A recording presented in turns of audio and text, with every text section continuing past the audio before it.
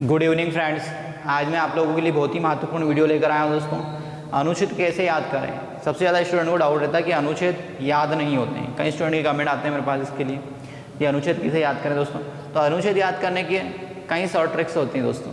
देखिए, ज़्यादातर अनुच्छेद एक दूसरे से लिंक होते हैं या फिर उसके लिए कुछ स्पेशल ट्रिक है मेरे पास जिससे आप आसानी से अनुच्छेद याद कर सकते हैं। दोस्तों वीडियो को लास्ट तक देखना है और वीडियो को ज़्यादा से ज़्यादा शेयर करना है और चैनल पर नए हो तो चैनल को सब्सक्राइब जरूर कर लें। तो देखिए, आज जो मैं याद करवाने वाला हूँ आप लोगों को संसद और विधानमंडल के अनुच्छेद याद करवाने वाला हूँ दोस्तों। अब देखिए, अनुच्छेद कैसे याद करें, इसके लिए आप एक नंबर याद रखना। नंबर है आपका 89। कौन सा नंबर याद रखना है आपको? नंबर 89 नंबर याद रखना है दोस्तों, ठीक है। अब देखिए, केवल आपको संसद के अनुच्छेद याद करना है, विधानमंडल के अनुच्छेद ऑटोमेटिक ही याद हो जाएंगे दोस्तों। अगर आपने संसद के अनुच्छेद याद कर लिए तो विधानमंडल के अनुच्छेद एक ट्रिक से आसानी से याद हो जाएंगे। तो देखिए, सबसे पहले हम संसद के अनुच्छेद की बात कर लेते हैं, क्या क्या अनुच्छेद है संसद में। तो देखिए, अनुच्छेद 79 के तहत संसद का गठन किया गया। कौन से अनुच्छेद में दोस्तों संसद का गठन? अनुच्छेद 79 के तहत संसद का गठन किया गया है, ठीक है। एक बार रीडिंग लगा देता हूँ, फिर इसको ट्रिक के द्वारा भी याद करवा दूंगा मैं आपको। तो अनुच्छेद 80 में क्या है भैया? राज्यसभा की संरचना है। अनुच्छेद 80 के तहत क्या है? राज्यसभा की संरचना है। अनुच्छेद 81 में लोकसभा की संरचना है। अनुच्छेद 82 में प्रत्येक जनगणना के बाद समायोजन है, ठीक है। इसके बाद 83 में संसद के सदनों की अवधि है। इसके बाद है दोस्तों संसद के सदस्यों के लिए योग्यता। फिर इसके बाद है 85 में संसद के सत्र का 17वां विघटन, ठीक है। इसके बाद अनुच्छेद 86 में संसद के अभिभाषण का और संसद के संदेश भेजने का राष्ट्रपति का अधिकार, ठीक है। अब देखिए, इसको कैसे याद रखना, सीधी सी बात है, भारत आज़ाद कब हुआ? 1947 में भारत आज़ाद हुआ। अब जब आज़ाद हुआ तो देश में शासन व्यवस्था चलाने के लिए हमें संसद की आवश्यकता हुई। तो संसद का हमने सृजन मतलब अनुच्छेद 79 के तहत संसद का गठन किया। अनुच्छेद 79 में हमने क्या व्यवस्था लेकर आए?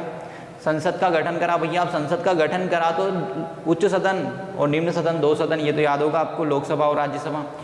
तो जो उच्च है उसे हमने रख दिया 80 में और निम्न को रख दिया 81 में। तो अनुच्छेद 80 के तहत किसका गठन कर दिया हमने? अनुच्छेद 80 में राज्यसभा का सृजन करा, अनुच्छेद 81 में लोकसभा का सृजन करा दोस्तों।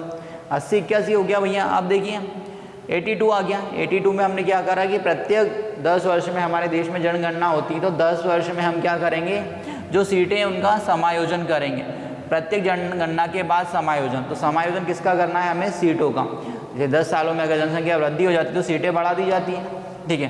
तो 10 वर्षों में क्या करेंगे हम? सीटों का समायोजन। जैसे अभी 2026 में हम सीटों का समायोजन करेंगे, ठीक है, क्योंकि 2026 तक हमने संविधान में ऐसा संशोधन करके व्यवस्था की है कि 2026 तक सीटों में वृद्धि नहीं की जाएगी। तो अब समायोजन करेंगे हम अनुच्छेद 82 के तहत। अब देखिए 83 क्या कहता है? संसद के दोनों सदनों की अवधि। संसद के दोनों सदनों की अवधि मतलब लोकसभा और राज्यसभा की अवधि क्या होगी? देखिए, सबसे पहले हमने गठन करा संसद का अनुच्छेद 79 के तहत। फिर इसके बाद राज्यसभा लेकर आए 80 में, 81 में लेकर आए हम, लोकसभा 82 में लेकर आए हम भैया। जनगणना होगी 10 वर्षों में, क्या होगी? 82 के तहत 10 वर्षों में जनगणना होगी और उसी के आधार पर हम क्या करेंगे? सीटों का समायोजन करेंगे। 83 में हम लेकर आए भैया संसद की अवधि। संसद के सदनों की अवधि कितने वर्ष की होगी, ठीक है। 85 में क्या लेकर आए भैया? योग्यताएं। अब देखिए, हमने जनगणना कर ली, सीट घटाना बढ़ाना सब कर लिया, अब उसकी अवधि भी डिसाइड कर दी है। अब जो सदस्य चुने जाएंगे लोकसभा में उन सदस्यों के लिए योग्यताएं लेकर आए। अब सदस्य चुन कर आ गए, फिर क्या होगा भैया? बैठक होगी, तो सत्र हुआ और सत्र का क्या होगा? 17वां और विघटन। देखिए 85 में योग्यता आ गई कि कौन व्यक्ति संसद का सदस्य बनने के लिए योग्य है। अगर वो व्यक्ति योग्य है और संसद सदस्य चुन कर जाता तो क्या होगा? 17वां होगा, सत्र की बैठक होगी और विघटन होगा लास्ट में। फिर क्या होगा? भाषण होगा। तो देखिए, संसद के अभिभाषण, राष्ट्रपति अभिभाषण करेगा। संदेश भेजने का अधिकार भी किसको है? राष्ट्रपति को, अनुच्छेद 86 के तहत। अब देखिए, जस्ट सेम टू सेम कहाँ पर काम करता है? सेम टू सेम विधानमंडल में भी काम करता है। अब देखिए, अनुच्छेद मैंने बताया आपको एक नंबर याद रखना 89। अगर आपको ये याद है तो इसके अंदर 89 नंबर प्लस कर देना, तो ये पूरा क्या गठन हो जाएगा भैया? विधानमंडल के अनुच्छेद हो जाएंगे। क्या याद रखना है आपको? अनुच्छेद केवल 89 याद रखना है, मतलब 89 नंबर। अब देखिए 79 में 89 जोड़ोगे तो 168 हो जाएगा। तो मतलब क्या हो गया? राज्यों के लिए विधानमंडल का गठन हो गया। इसके बाद देखिए 80 में आपने क्या जोड़ दिया 89, तो 169 हो गया। राज्यों में विधान परिषद का सृजन हो जाएगा भैया। इसके बाद देखिए यहाँ पर 81 में 89 जोड़ा तो क्या हो गया 170 हो गया। तो विधानसभा की संरचना हो गई, ये देखिए सेम काम कर रहा है, ठीक है। यहाँ पर लोकसभा की संरचना है, यहाँ पर क्या हो जाएगी राज्यों में विधानसभा की संरचना। बस ये अनुच्छेद थोड़ा सा डिफरेंट है, इसको ध्यान रखना है आपको, ठीक है, ये वाला, ठीक है। यहाँ पर 82 में जनगणना हो रही है प्रत्येक 10 वर्ष में, और यहाँ पर क्या हो रहा है 171 में विधान परिषद की संरचना। दोस्तों अब देखिए सभी राज्यों में विधान परिषद नहीं होता है।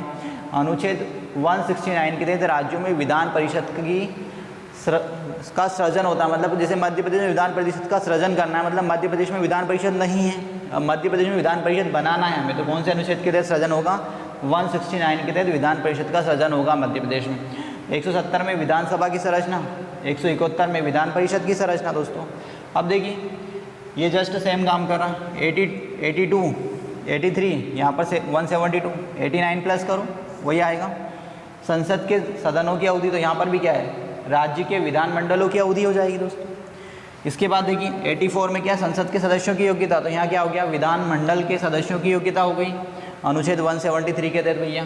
इसके बाद देखिए 85 में क्या हुआ संसद का 17वां विघटन, तो यहाँ पर क्या हो गया विधानसभा के सत्र का 17वां और विघटन। अब देखिए यहाँ पर किसका विषय अभिभाषण है, संदेश है राष्ट्रपति का, तो यहाँ पर क्या आ गया सदन या सदनों में अभिभाषण और उनके संदेश कौन भेजेगा राज्यपाल, यहाँ पे राष्ट्रपति भेजेगा, यहाँ पर राज्यपाल भेजेगा। दोस्तों वीडियो को लाइक जरूर कर दोस्तों, स्क्रीनशॉट ले लें। अब देखिए आगे राष्ट्रपति का विशेष अभिभाषण अनुच्छेद किस में भैया 87 में, अनुच्छेद 87 के तहत राष्ट्रपति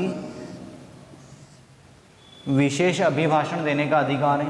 और जस्ट यहाँ पर हो जाता है अनुच्छेद 176 के तहत राज्यपाल को विशेष अभिभाषण देने का अधिकार है दोस्तों, ठीक है। यहाँ पर संसद में राष्ट्रपति देता है, विधानमंडल में राज्यपाल देगा।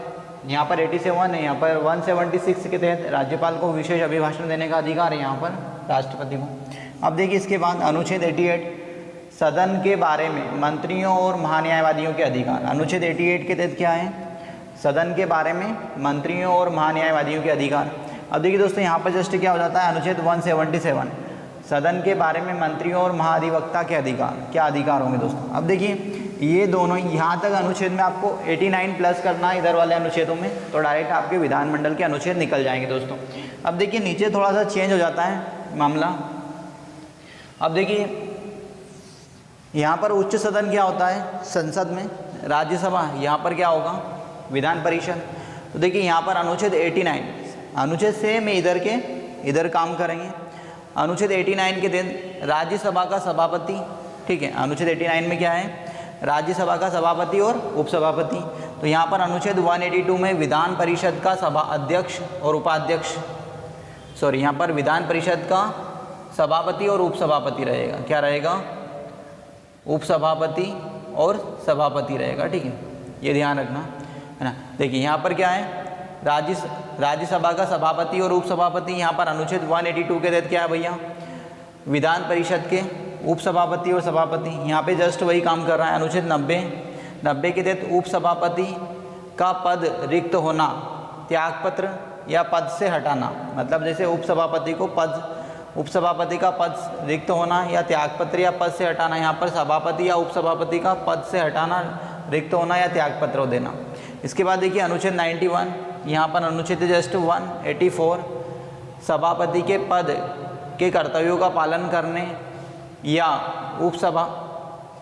सभापति के रूप में कार्य करने की उपसभापति या अन्य व्यक्तियों की शक्तियाँ। जैसे सभापति अगर पद पर नहीं है तो उस समय उपसभापति कार्य करता है, और उपसभापति भी नहीं है तो अन्य व्यक्ति कार्य करता है, उसकी शक्तियाँ हैं। तो जस्ट यहाँ पर अनुच्छेद 184 के तहत सभापति और उपसभापति के कर्तव्यों का पालन करना या सभापति के रूप में कार्य करने की उपसभापति या अन्य व्यक्ति की शक्तियाँ।